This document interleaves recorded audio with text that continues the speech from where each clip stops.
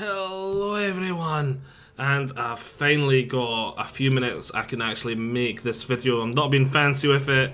I normally have like the trailer in the background, this and that going on. I just don't have time. I've been struggling for time recently, but I'm not going to talk about the time, yada yada yada, because we're not here to talk about the time. We're here to talk about Total War Warhammer 2, the Queen and the Crone DLC.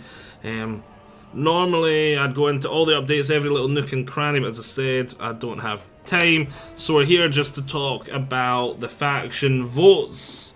So there will be a wee bit of information in this, because as I'm talking about the characters, I'm going to have to talk about them a wee bit, so you know who you're voting about.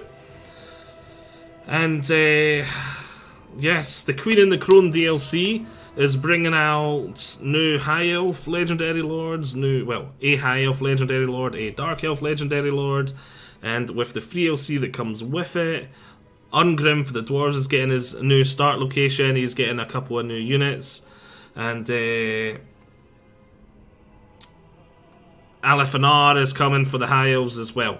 The High Elves, even though he's actually a Dark Elf that just stayed sort of, not neutral, but he's sort of like 85% on the High Elf side, 15% neutral. Well, I'd say 50% neutral, 50% on the High Elf side. Yeah, but he's not a High Elf technically, he's technically a Dark Elf. He's a Nagarothi. Right, but I'm digressing, we're talking about things not meant to be talked about. Yes, the faction vote will be on Twitter. There will be a link in the description to take you directly to the post where you can vote, and there's going to be 3 votes. The first vote is going to be the Let's Play campaign on YouTube. What character are we going to play? And it's going to be between, Helebron, Alefanar, and the Ever Queen. I really love this sort of hatred between some of these characters, namely the two High Elf, the one High Elf and the other High Elf character, and Helebron. Yeah, the Queen and the Crone, obviously the name of the DLC, they two hate each other very much. They're sort of polar opposites. One's all about life, the other's all about death. There's a lot of rivalry there. And a little known fact, Alefanar and Helebron, no love lost there.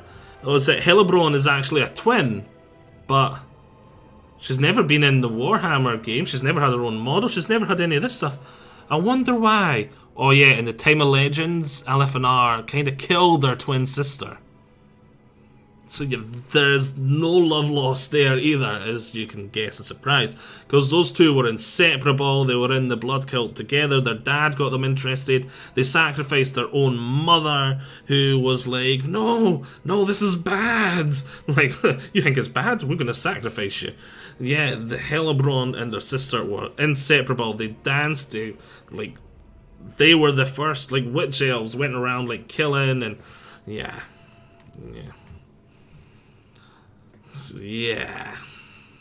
And then Alefanar stuck an arrow in her heart.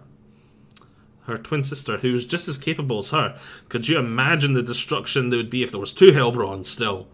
I think Anar definitely did us all a big favour when he stuck the arrow in her. But again, I'm digressing, we're meant to be talking about the votes.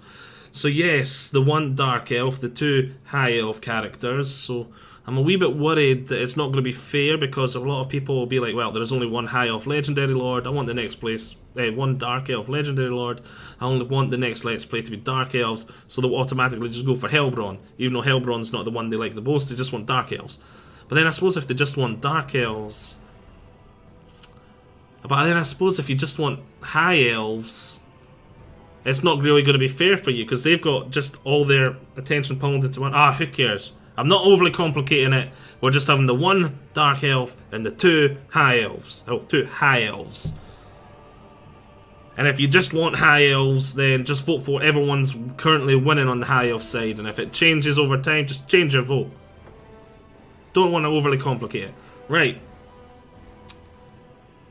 The second vote, which will be underneath, you should be able to find it easily from the first one. is going to be for the stream. We're going to be streaming the DLC too. And the difference between the first vote and the second vote is that the second vote is going to add Ungrim into the roster. So you're going to have 4 choices. You're going to have the Dwarf Legendary Lord Ungrim. You're going to have the Everqueen. You're going to have Helebron. And you're going to have Alefinar. But whoever wins the first vote between the 3 Legendary Lords is going to be disqualified. And the second one, bringing it back to 3.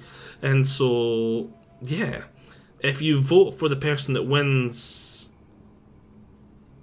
If your vote is for the same person in both, and your character wins the first vote, they're going to get disqualified, and your vote is going to be pointless.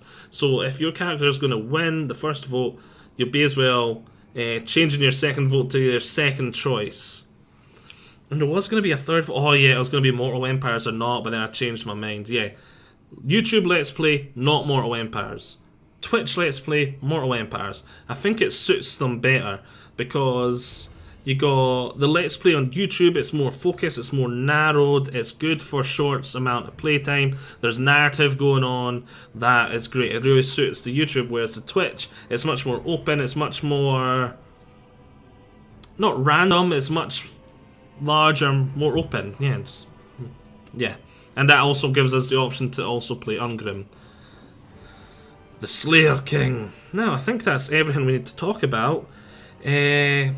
Just so you know a wee bit more, what was it? Alefinar and the Everqueen both have unique units that other high elf factions can't get.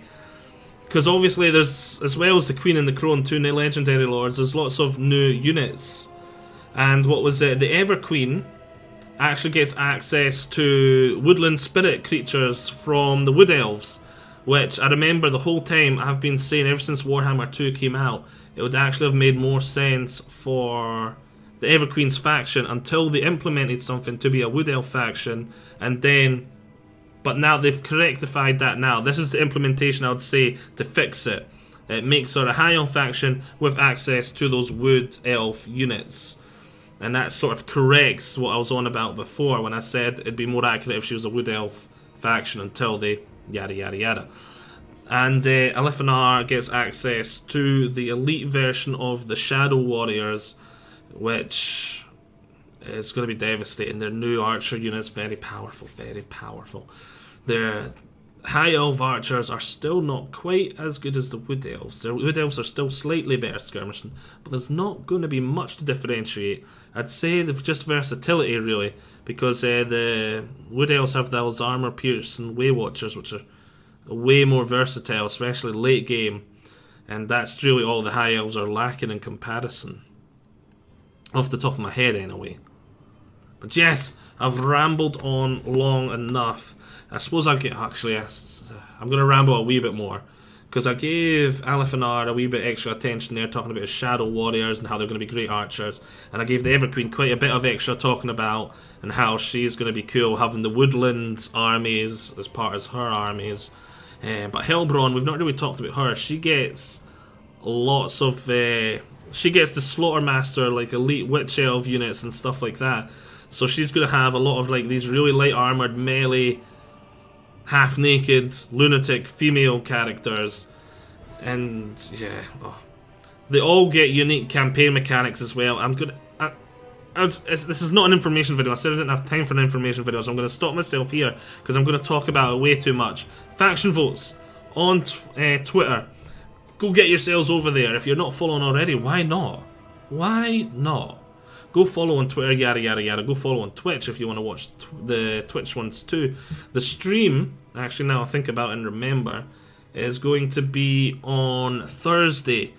But I think it's going to be earlier than my normal 9 PM. Because I've just realised I have to get up at, I think, 4:30 on the Friday morning to go to work for some overtime. So yeah, I think my regular stream time on the Thursday night is not going to be ideal.